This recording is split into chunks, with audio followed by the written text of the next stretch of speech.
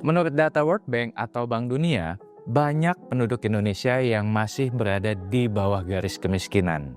Di mana menurut World Bank, Indonesia ini termasuk negara dengan tingkat kemiskinan yang relatif lebih tinggi dibandingkan dengan negara lainnya. Nah, gimana caranya kita bisa keluar dari garis kemiskinan ini? Nah, kalau kalian penasaran, stay tune terus di video ini.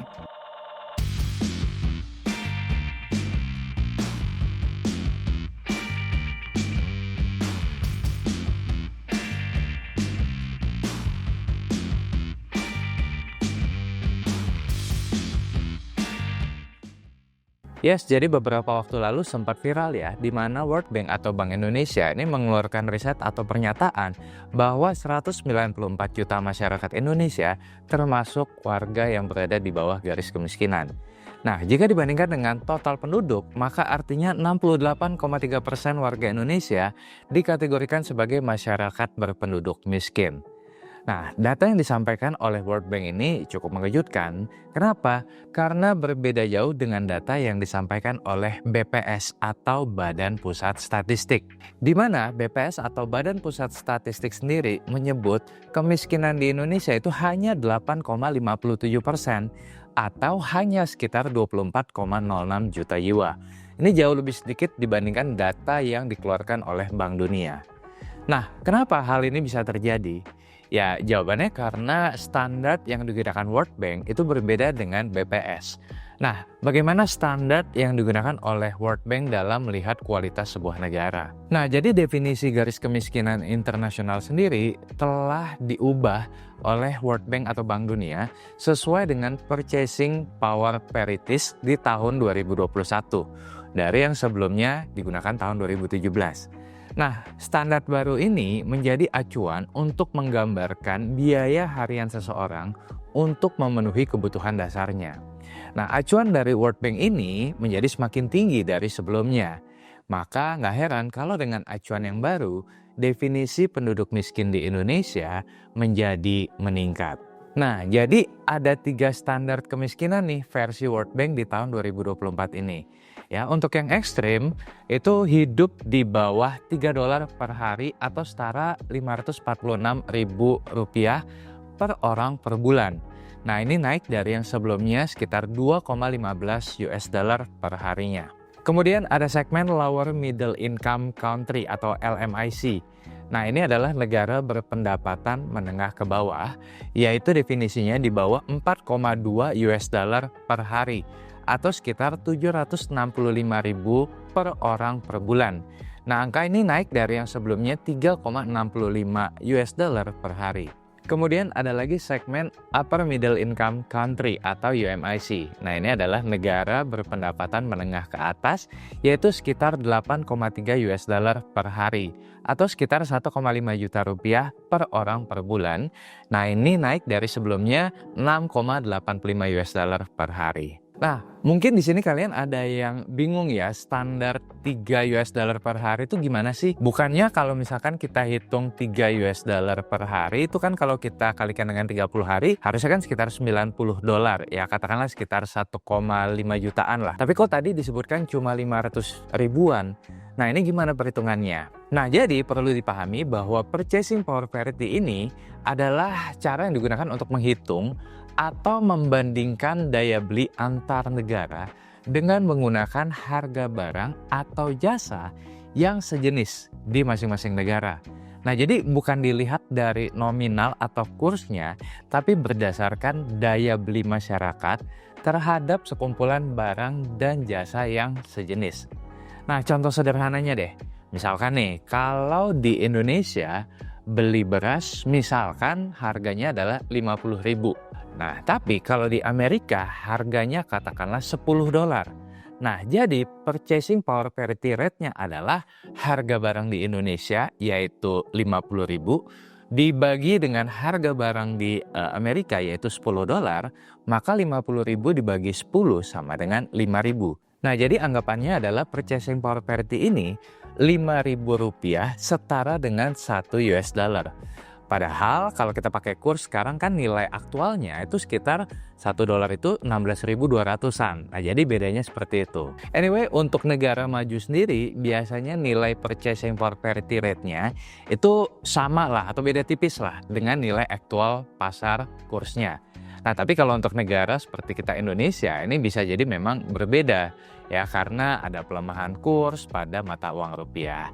Nah, jadi balik lagi nih karena metode ini ya, maka perbandingan kesejahteraan antar negara ya bisa lebih akurat jika menggunakan purchasing power parity dibandingkan dengan nilai tukar pasar atau menggunakan kurs tadi.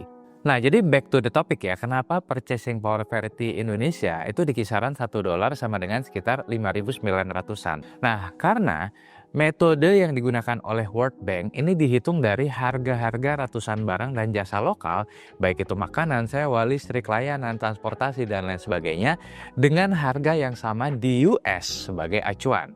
Nah, jadi dengan klasifikasi sebelumnya, ya Indonesia secara resmi diklasifikasikan sebagai UMIC atau Upper Middle Income Country oleh Bank Indonesia sejak 2023. Nah, ketika GNI per kapitanya itu mencapai sekitar 4.810 hingga 4.870 US dollar saat itu. Di mana Indonesia sempat naik ya ke UMIC pada 2019, kemudian turun pas tahun 2021 karena Covid, kemudian naik lagi jadi UMIC pada tahun 2023. Nah, karena ada kenaikan rebenchmarking purchasing power parity yang dimulai tahun 2023 sampai 2024, inilah yang menyebabkan terjadinya peningkatan angka kemiskinan.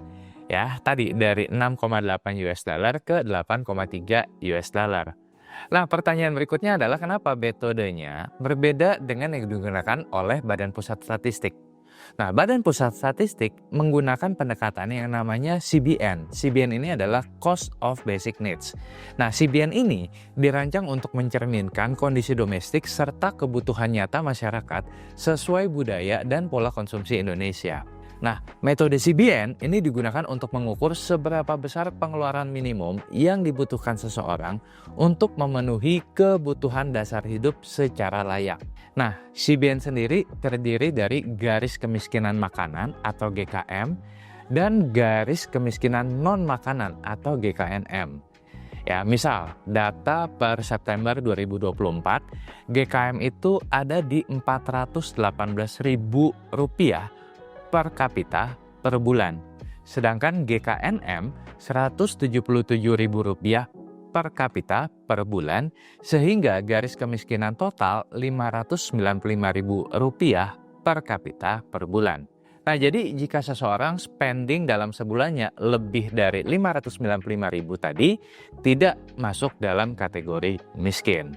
So, kalau gitu pakai data yang mana nih kalau kita mau tahu tingkat kemiskinan di Indonesia? Nah, World Bank sendiri sudah mengeluarkan pernyataan seperti yang teman-teman bisa lihat di layar berikut ini.